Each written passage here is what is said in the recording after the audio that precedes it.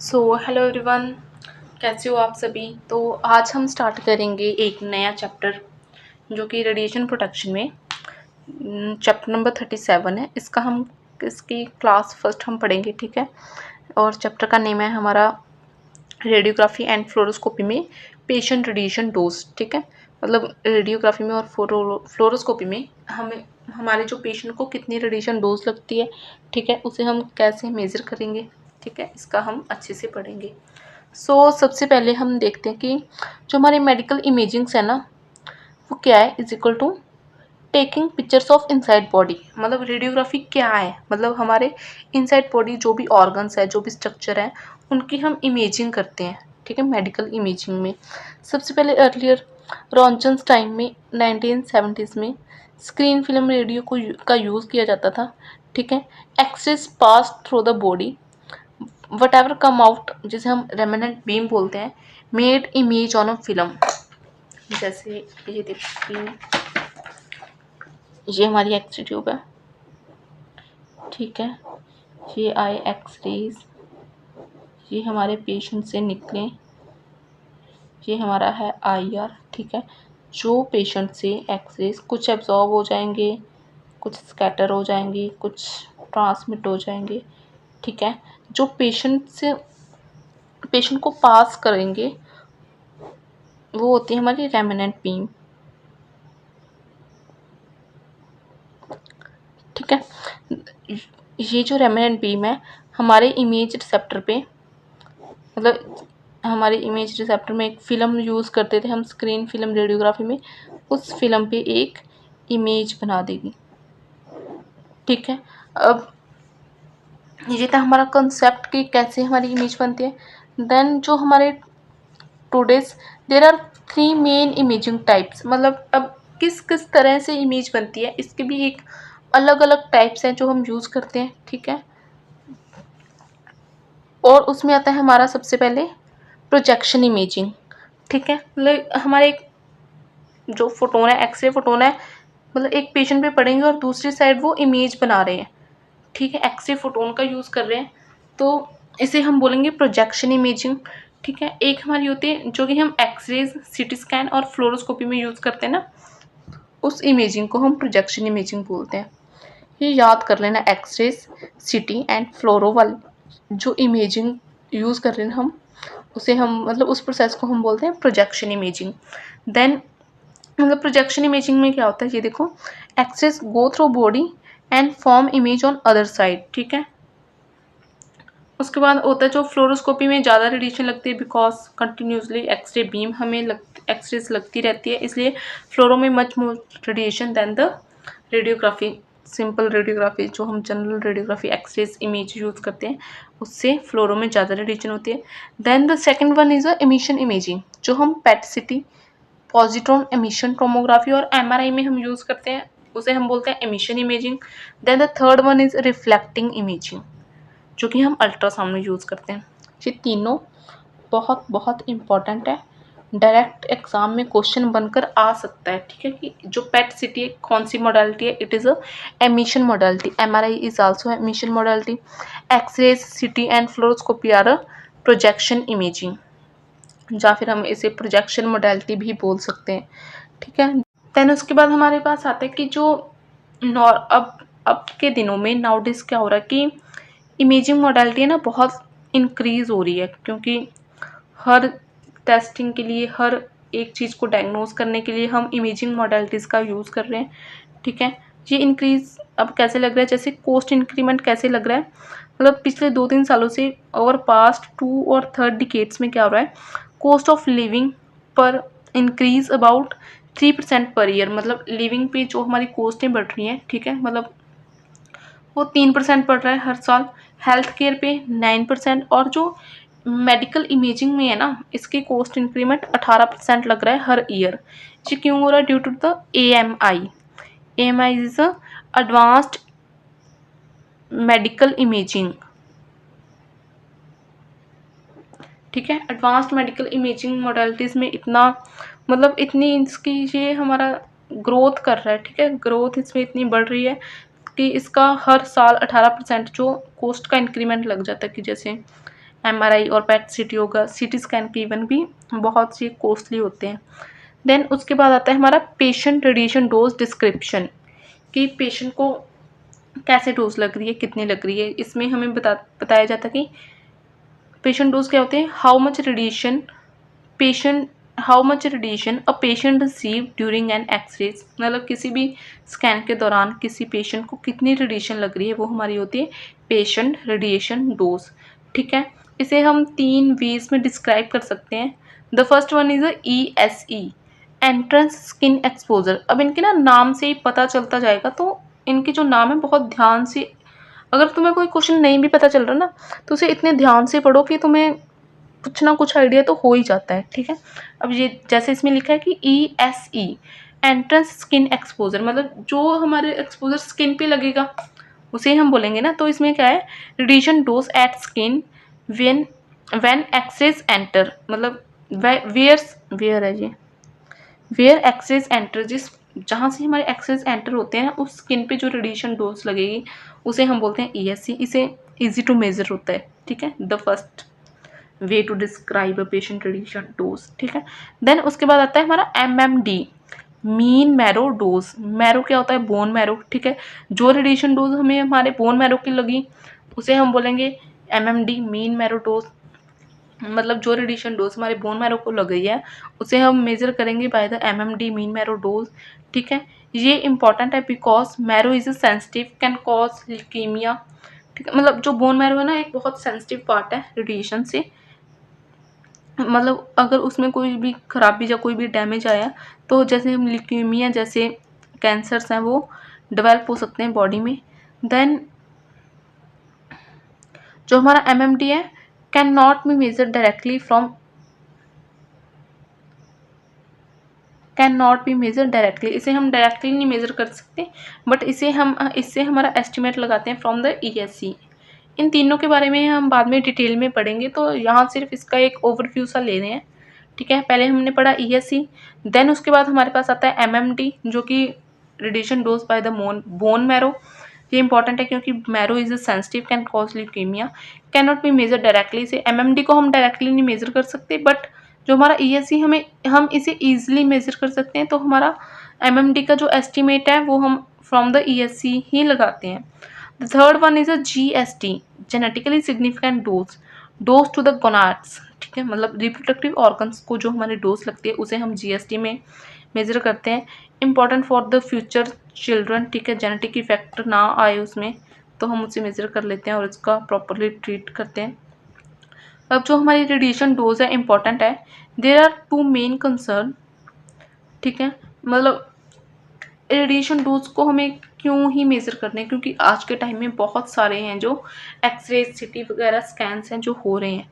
ठीक है, तो इसलिए ये इंपॉर्टेंट बन रहा है हमारा रेडिएशन डोज वाला topic, because nowadays doctor uses more x-ray, so total radiation exposure is increasing.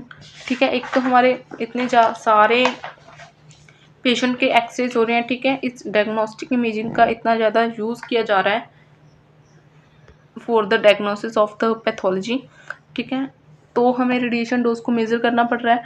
On the second one is a risk of radiation effect. अब उस रेडिएशन का जो हम यूज़ कर रहे हैं, ठीक है, हमने उससे हमने डायग्नोस कर लिया, बट जो रेडिएशन हमारे पेशेंट को लग रही है ना, तो उससे बहुत सारे इफेक्ट शो हो सकते हैं। जैसे एक तो हो गया एक्यूट इफेक्ट, जो कि हाई डोज अगर लगी तो हमें बहुत जल्द है उसका इफेक्ट शो हो जाएगा, जिसे हम डिटर्मिनिस्टिक इफेक्ट बोलते हैं। अर्ली होता है मोस्टली इन, अगर हमें हाइयर डोज प्रोसीजर होते हैं जैसे IRs, जैसे इंटरवेंशनल रेडियोलॉजी में जो प्रोसीजर होते हैं वो क्या करेंगे, एक्यूट इफेक्ट शो करेंगे, जिसे हम डिटर्मिनिस्टिक इफेक्ट बोलते हैं। ये क्या करें, जैसे स्किन रेडनेस, अगर जो सबसे पहला इफेक्ट है रेडिएशन का, दैट इज कॉल्ड एरिथमिया और स्किन रेडनेस। ठीक है, जहाँ तो एक्यूट इफेक्ट शो करेगा, जहाँ फिर लेट इफेक्ट जिसे हम स्टोकास्टिक इफेक्ट बोलते हैं, लाइक कैंसर। ठीक है, so attention must be given to a good radiation control practice. हमें मतलब जो हम एक्सरे या कोई भी स्कैन करेंगे तो हमने उसमें क्या करना है, रेडिएशन कंट्रोल की अच्छे से प्रैक्टिस करनी है, ताकि पेशेंट को जो रेडिएशन डोज कम लगे। ये तभी कम लगेगी जब आप अच्छे से पढ़ोगे, ठीक है। जब आपको पता होगा ना कि हाँ, इस अगर मैंने इतना केवीपी या इतना एमएस दे दिया जबकि उसकी ज़रूरत नहीं है, ठीक है, उससे कम में भी हमारी इमेज अच्छी आ सकती है।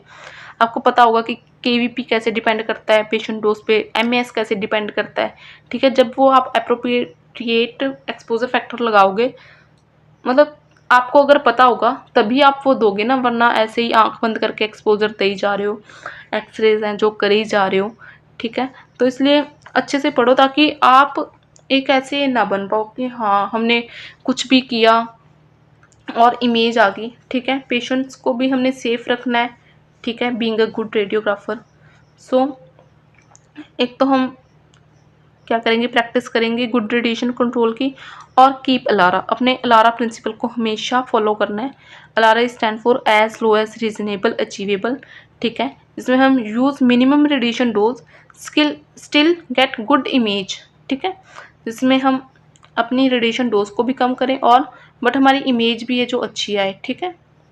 और हम एमआरआई या यूएसजी को भी यूज़ कर सकते हैं, मतलब अगर हमें लग रहा है ना कि ये चीज़ नहीं करनी चाहिए, जैसे सीटी स्कैन में बहुत डोज लगती है, फ्लोरोस्कोपी में भी हाई डोज लगती है, अगर वो प्रोसीजर नहीं करने तो हम एमआरआई या यूएसजी पहले कर सकते हैं, ठीक है, कैन बी यूज्ड।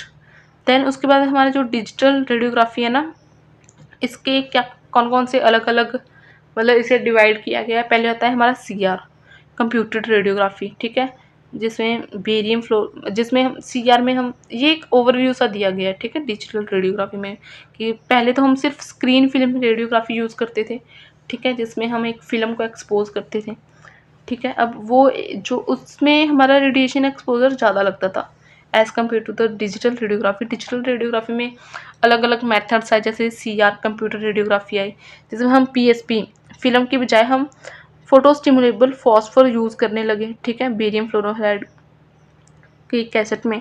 देन एक आता है एसपीआर, ठीक है,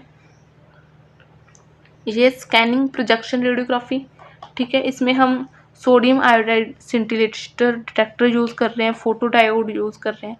देन आता है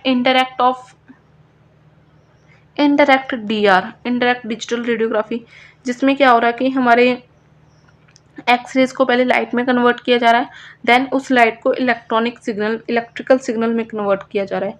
जब एक साइड में हम इंडायरेक्ट डीआर में यूज़ कर रहे हैं सीजियम आयोडाइड और सीसीडी चार्ज कपल डिवाइस का यूज़ कर रहे हैं, और कभी कभी क्या होता है कि सीजियम आयोडाइड या गैडोलिनियम ऑक्सीसल्फाइड का यूज़ करते हैं विद द टीएफटी, ठीक है। ये दोनों ही किस में आएंगे, इनडायरेक्ट डीआर में, ठीक है। देन हमारा आता है डायरेक्ट डीआर, जिसमें हम एक्सरेज को अमॉर्फस सिलीनियम का क्रिस्टल यूज़ करके डायरेक्टली एक्सरेज को इलेक्ट्रिकल सिग्नल में कन्वर्ट कर रहे हैं। मतलब इनडायरेक्ट में हम पहले लाइट में कन्वर्ट करेंगे अपने एक्सरेज को, then we convert it in a electrical signal, but in direct DR we convert directly X-rays into the electrical signal by the use of a amorphous selenium, ठीक है। Then ये एक overview दिया है, book में भी दिया, तो मैंने एक्सप्लेन कर दिया इसे अच्छे से। उसके बाद हमारा आता है कि जो पेशेंट रेडिएशन डोज है ना, वो डिपेंड करती है हमारे केवीपी टेक्निकल फैक्टर्स पे, एक्सपोजर फैक्टर हम जिसे बोलते हैं, जिसमें हमारा केवीपी आता है, एमएएस आता है, ठीक है। हमारा इक्विपमेंट हम कौन सा यूज़ कर रहे हैं, देन बीम ऑन टाइम, हम अपने एक्सरेज को कितने टाइम के लिए ऑन रखने हैं, स्पेशली इन फ्लोरोस्कोपी, उससे मतलब हमारी पेशेंट डोज डिपेंड करती है, ठीक है। That's why fluoro dose is hard to estimate, must be measured because it depend on how long x-rays is used. तो एक एक्सरे, अगर सिंपल एक्सरे कर रहे हैं रेडियोग्राफी वाला, तो हम देख लेंगे वो फिर भी उसकी जो डोज है मेजर हो जाती है, ठीक है, बट फ्लोरोस्कोपी में it is hard to estimate, ठीक है, बिकॉज ज़्यादा लंबी देर के लिए हमारा जो एक्सरेज है वो ऑन रहते हैं। देन उसके बाद हमारा आता है ESE, एंट्रेंस स्किन एक्सपोजर, ठीक है, जिसे हम अच्छे से पढ़ेंगे। ये क्या है, radiation dose at skin where x-rays enter, ठीक है। इसे मोस्ट कॉमनली यूज़ किया जाता है डोज मेजरमेंट के लिए, ठीक है, इजी टू मेजर है, ठीक है, good estimate of patient dose, कि पेशेंट डोज को कितनी रेडिएशन लगी उसका एक हमें अच्छा खासा एस्टिमेट है जो दे देता है हमारा ESE, ठीक है। देन उसके बाद हमारा आता है कि ईएससी के बारे में हमें पता चला गया, ठीक है, कि एंटन स्किन एक्सपोजर है, स्किन को कितना एक्सपोजर लग रहा है, इसे हम अच्छे से मेज़र कर सकते हैं, ठीक है, इजी टू मेज़र है। अब कैसे मेज़र करेंगे, how do we measure ESC? तो इसके लिए using dosimeter device like TLD and OSL, ठीक है, एंटन स्किन एक्सपोजर को हम मेज़र कर सकते हैं। अगर आपको पता हो तो हमने टीएलडी और ओएसएल के बारे में अच्छे से इन डिटेल पढ़ लिया है अपने लास्ट चैप्टर के लास्ट वीडियो में, ठीक है, जो हमने पढ़ा था ना chapter designing for radiation protection, इसके हम लास्ट वीडियो में हमने इसके बारे में अच्छे से पढ़ लिया है। इनका क्या है, the size sensitivity accuracy of these dosimeter very satisfactory patient radiation monitoring, इन दोनों का हम यूज़ करते हैं हमारा ईएससी मेज़र करने के लिए। बिकॉज द साइज सेंसिटिविटी, इनका साइज स्मॉल है, ठीक है, सेंसिटिविटी में बहुत एक्यूरेसी है, इनमें अच्छी एक्यूरेसी है इन डोजीमीटर्स की, और पेशेंट रेडिएशन मॉनिटरिंग का अच्छे से बताते हैं, ठीक है, ऐसे नहीं कि कुछ गलत रीडिंग देंगे, अच्छे से हमें ये रेडिएशन डोज को मॉनिटर करते हैं। Then these are small sensor, मतलब टीएलडी और ओएसएल है क्या, these are the small sensors placed on the patient skin, ठीक है, मतलब 3 से 10 टीएलडी या ओएसएल हम अपनी स्किन पे, अपनी नहीं मतलब पेशेंट की स्किन पे प्लेस करेंगे, ठीक है। अब इनकी वर्किंग क्या है, stick dosimeter on patient skin then take access, ठीक है, डिवाइस रिकॉर्ड रेडिएशन डोज। अब ये कैसे रेडिएशन को मेज़र करते हैं ये हमने लास्ट वीडियोस में अच्छे से देखा है। तो मतलब अगर ऐसे है ना, एक वो चल कर मतलब अगर हमने रेडिएशन प्रोटेक्शन स्टार्ट की है तो इसकी फर्स्ट वीडियो से लेकर लास्ट वीडियो तक आप देखो, ठीक है। तो एक ऐसा नहीं है कि अगर हम एक टॉपिक आज पढ़ रहे हैं तो उसमें हमारा सारा ओवरऑल कवर हो जाएगा, ठीक है।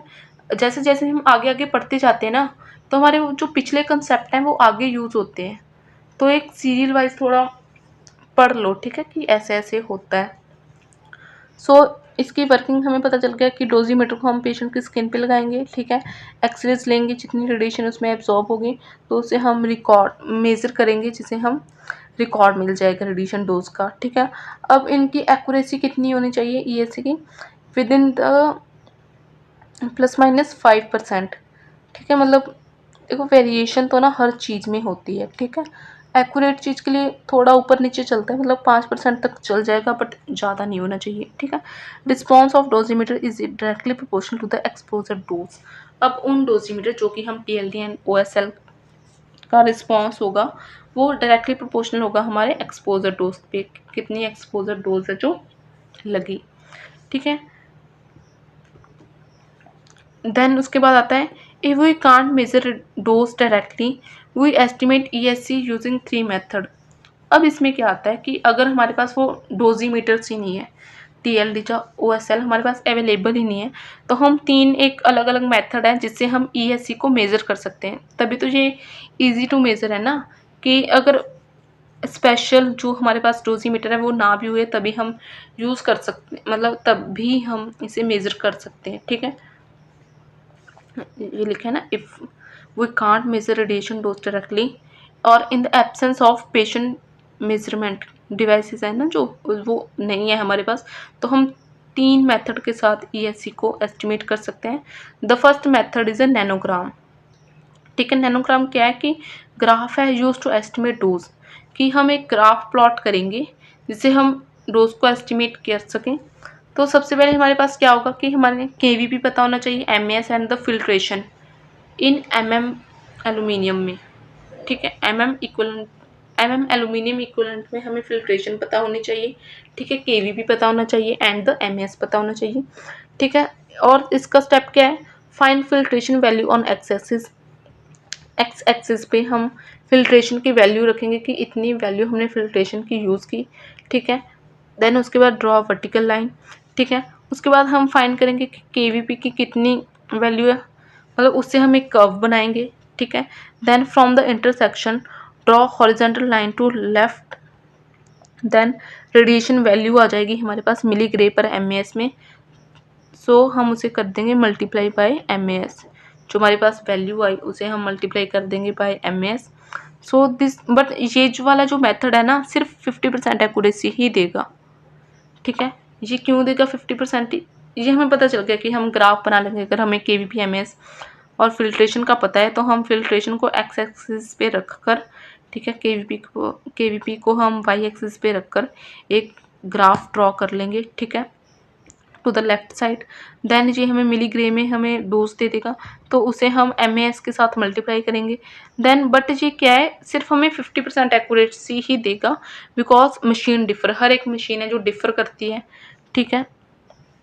अब मतलब हर मशीन की ना सेम हमारे पास वो नहीं होती आउटपुट, जितनी वो पुरानी हो उतनी उसकी आउटपुट है जो कम होती जाती है, ठीक है। तो उसके लिए हम ज़्यादा फैक्टर्स यूज़ करते हैं, इसलिए ये वाला मेथड है nanogram first method is only give 50%, approximately 50% accuracy, ठीक है। उसके बाद आता है कि हमारे पास ये तो हो गया। देन सेकंड मेथड, मतलब सेकंड में क्या करेंगे हम, ये जो सेकंड वाला है ज़्यादा एक्यूरेट है, इसमें क्या करेंगे, knowledge of the total filtration get from the medical physicist, ठीक है। यूज़, इसमें क्या हम यूज़ कर रहे हैं, मशीन स्पेसिफिक नैनोग्राम, मतलब पहली वाली में तो हम किसी भी मशीन में यूज़ कर लेंगे, बट ये जो सेकंड वाला नैनोग्राम होगा हम एक स्पेसिफिक मशीन पे यूज़ करेंगे, ठीक है। और उसकी उसकी जो टोटल फिल्ट्रेशन की वैल्यू है वो हम मेडिकल फिजिस्ट से पूछेंगे, ठीक है। इफ़ नॉट, और अगर तब भी नहीं आती ना हमारे पास कि टोटल फिल्ट्रेशन की कितनी वैल्यू है, तो हम इसे 3 mm एल्यूमिनियम एक अच्छा एस्टिमेट लगा लेंगे कि हाँ इतनी तो होगी, ठीक है।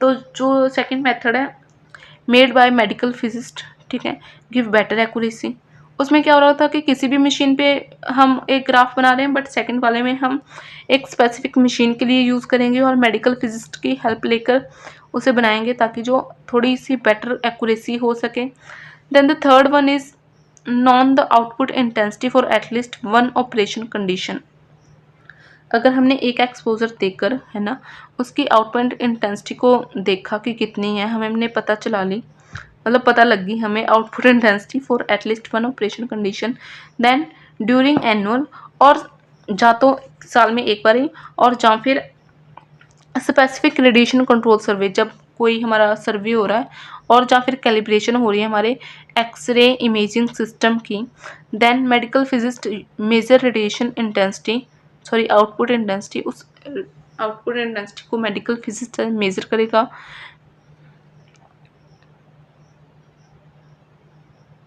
ठीक है, किस यूनिट में मेजर करेगा, मिलीग्रे पर एमएएस पे, ठीक है। At 80 centimetre SSD source to skin distance, at 100 centimetre SID source to image distance, ठीक है। मतलब एक इसमें हमें क्या एक पर्टिकुलर दे दिया कि हमें मिलीग्रे पर एमएएस में डोज का पता चलेगा, एक at 80 centimetre SSD and at 100 centimetre SID पे इतनी डोज थी एक किसी एक एक्सपोजर की कंडीशन में, ठीक है, उसकी आउटपुट इंटेंसिटी इतनी थी, तो उसे हम मेज़र करेंगे, ठीक है। अब जो हमारी डोज है डिपेंड करती हैं on KVP square and MAS पे, डायरेक्टली प्रोपोर्शनल होती है केवीपी स्क्वायर के, और वही डोज है डायरेक्टली प्रोपोर्शनल होगी हमारे एमएएस पे, ठीक है। देन उसके बाद हमारा आता है एट 70 केवीपी, अगर हम 70 केवीपी यूज़ कर रहे हैं, radiographic output intensity varies from 20 to 100 माइक्रोग्रे पर एमएएस, ठीक है। जो हमारी आउटपुट इंटेंसिटी कितनी वेरी करेगी, 20 से लेकर 100 माइक्रोग्रे पर एमएएस से वेरी करेगी एट 80 सेंटीमीटर एसएसटी, ठीक है। सो हमारी जो डोज है किस पे डिपेंड, किसके इक्वल आ जाएगी, फार्मूला के अकॉर्डिंग आउटपुट इंटेंसिटी कितनी है इनटू एमएएस, हम कितना एमएएस यूज़ कर रहे हैं उससे मल्टीप्लाई करके हमारी डोज आ जाएगी। It is the third method of nanogram. देन उसके बाद हमारा आता है इमेज रिसेप्टर रिस्पॉन्स, कि हमारा जो इमेज रिसेप्टर है ना वो क्या रिस्पॉन्स, क्या मतलब कैसे वो रिएक्ट करेगा, कि हम एक तो किस चीज़ का इमेज रिसेप्टर यूज़ कर रहे हैं, ठीक है, और हम कितनी रेडिएशन इंटेंसिटी का यूज़ कर रहे हैं, ठीक है, मतलब कितने एक्सरेज हम पेशेंट पे डालेंगे, फिर वो उससे एब्जॉर्ब होकर जब हमारे आईआर पे पड़ेंगे तो वो आईआर है कैसे रिस्पॉन्स करेगा उसे हम देखेंगे, ठीक है। तो सबसे पहले हम जो यूज़ करते थे वो है स्क्रीन फिल्म रेडियोग्राफी, ठीक है। इसमें ये ओल्ड मेथड है, इसमें क्या होता था, नीड एग्जैक्ट एक्सपोजर, अदरवाइज जो हमारी फिल्म है ख़राब हो जाएगी, एक फ़िल्म को हम यूज़ करते थे, ठीक है। और स्क्रीन फिल्म रेडियोग्राफी में हमें सबसे मैक्सिमम पेशेंट रेडिएशन डोज लगती थी, ठीक है, हमारी मतलब पेशेंट रेडिएशन डोज है वो सबसे मैक्सिमम होती थी as compare to the DR में बहुत रेडिएशन डोज कम हुई थी, ठीक है, इसलिए उनका यूज़ किया गया।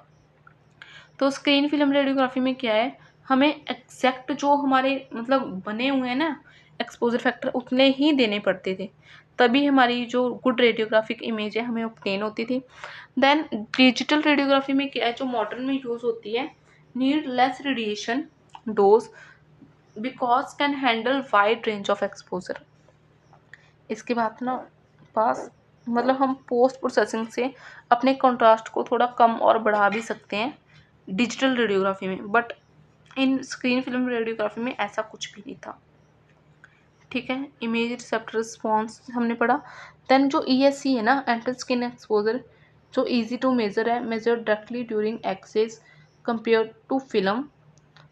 DR पे हमारी जो डोज है वो 30 to 50% लेस डोज लगती है, ठीक है। मतलब स्क्रीन फिल्म में ज़्यादा डोज लगती थी, बट DR में डिजिटल रेडियोग्राफी में 30 से 50% है जो रेडिएशन डोज कम हो जाती है, ठीक है। ESC को वही हमने देखा वाइडली यूज किया जाता है, ठीक है। देन उसके बाद है हमारी जो एक्सिट डोज है ना, जो हमने देखी थी जिसे हम रेमिनेंट बीम बोल रहे थे, पेशेंट को पार कर रही है, तो ये क्या कर रही है, पेशेंट को पार, इसे हम बोलेंगे एग्जिट डोज, ठीक है। जो एग्जिट डोज है जो कि radiation living the body approximately 1% of ESE। जितनी रेडिएशन हमारे स्किन पे पड़ रही है ना, इसका सिर्फ 1% ही होता है हमारा जो रेमिनेंट बीम होती है, ठीक है, एग्जिट डोज होती है, उसका सिर्फ 1% होता है। Radiation living body is equal to approximately 1% of ESE, ठीक है। उसके बाद हम देखते हैं HPL क्या होता है कि half value layer thickness that reduce X ray intensity to half. और इस HPL की सॉफ्ट टिश्यू में क्या वैल्यू है, 4 सेंटीमीटर। अगर उस सॉफ्ट टिश्यू की हमारे पास 4 सेंटीमीटर थिकनेस है ना, तो मतलब जितनी रेडिएशन इंटेंसिटी जाएगी उसका सिर्फ हाफ ही बचेगा, ठीक है, IR तक जाने के लिए। बाकी तो पेशेंट ने एब्जॉर्ब कर ली ना, तो हमारे सॉफ्ट टिश्यू उस 4 सेंटीमीटर वाले थिकन सॉफ्ट टिश्यू ने एब्जॉर्ब कर ली, तो जो बाहर जाएगी वो सिर्फ 50% रह जाएगी। Then as the radiation decrease, मतलब रेडिएशन है जो डिक्रीज हो जाती है as it passes through the body, ठीक है, radiation decrease as it passes through the body. Then उसके बाद हमारा आता है जो DR है इज बेटर, मतलब डिजिटल रेडियोग्राफी बेटर है बिकॉज इसका एडवांटेज है लो रेडिएशन डोज लगती है इसमें। अब लो रेडिएशन डोज भी क्यों लगती है, क्योंकि मेन रिस्पॉन्स उसका क्या है, shape of IR response function, ठीक है।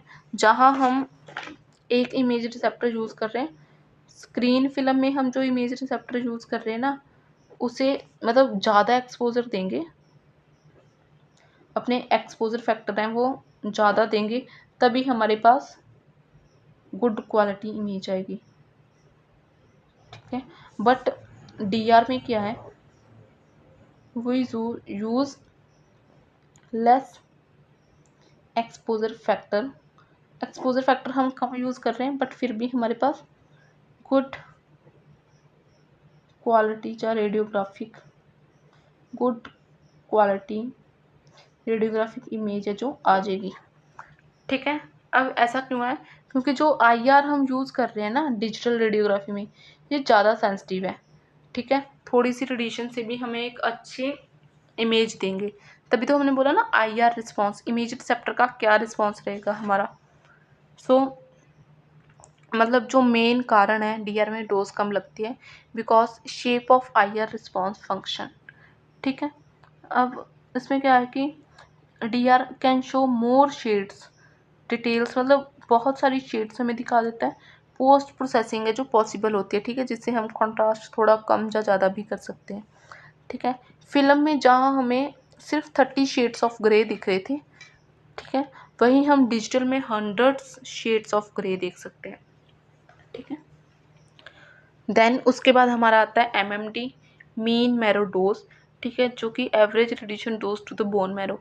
अब बोन मैरो को कितनी डोज लगती है, ठीक है, उसका हम एक एवरेज कैलकुलेट कर लेते हैं, जिसे हम बोलते हैं मीन मैरो डोज।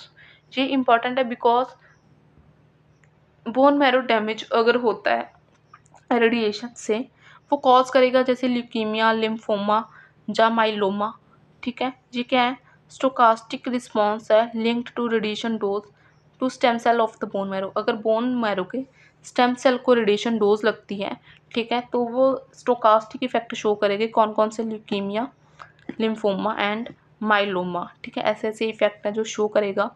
सो ये किसकी वजह से होते हैं, risk of projection radiography, induction of blood disorder, मतलब अगर हम रेडिएशन डोज ज़्यादा दे रहे हैं, ठीक है, और अगर वो रेडिएशन डोज हमारे ब्लड को लग रही है तो वो कौन से डिसऑर्डर इंड्यूस करेगा हमारी बॉडी में, like leukaemia, lymphoma and myoma. Then उसके बाद क्या होता है कि जो एमएमडी है, इसे भी हमने पहले देखा था ना, can not be measured directly, estimated from the ESE, entrance skin exposure.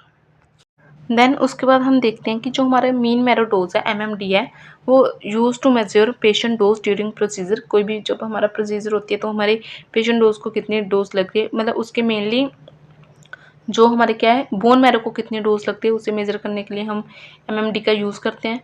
तो MMD क्या है, एक average dose to entire active bone marrow. अगर हमारे सारे बोन मैरो को डोज लग रही है तो उसका एक एवरेज क्या है, ठीक है, उसे मेजर करता है। Haematological effect of radiation are rarely in diagnostic radiology. अब बोन मैरो है, बोन मैरो को अगर रेडिएशन लगेगी तो वो एक ब्लड डिसऑर्डर, मतलब हेमाटोलॉजिकल इफेक्ट है जो शो करेगा, बट ये बहुत रेयरली होते हैं डायग्नोस्टिक रेडियोलॉजी में, मेनली ये बहुत कम दिखते हैं, ठीक है। अगर हम एग्जाम्पल लें, जैसे हमने यहाँ लिखा है, for example 50% of marrow gets 250 microgray, हमारे 50% मैरो को 250 माइक्रोग्रे रेडिएशन लगी, ठीक है। अब इसका MMD है सिर्फ 125 माइक्रोग्रे है, एक एवरेज है उसका कि सिर्फ MMD को, जो हमारे बोन मैरो को डोज है, वो सिर्फ 125 ग्रे ही लगेगी, ठीक है। तभी तो इसे हम बोलते हैं ना मीन मैरो डोज, कि एक मीन मतलब एवरेज निकालते हैं अपनी मैरो के डोज का, ठीक है। So thank you so much. इसके नेक्स्ट वाला MMD का जो पार्ट है हम वो नेक्स्ट वीडियो में करेंगे। आज के लिए इतना ही। Thank you so much. अगर आपको कंटेंट अच्छा लग रहा है तो please like, share and subscribe. Thank you. Okay bye.